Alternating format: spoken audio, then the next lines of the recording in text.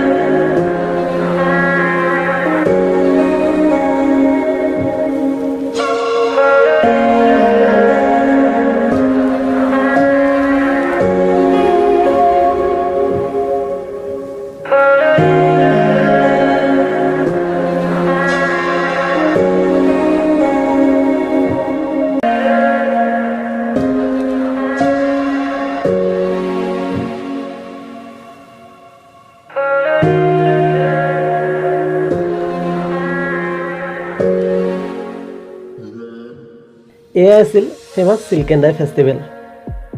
ভিডিঅ'টি শেষলৈকে চোৱাৰ বাবে অশেষ ধন্যবাদ।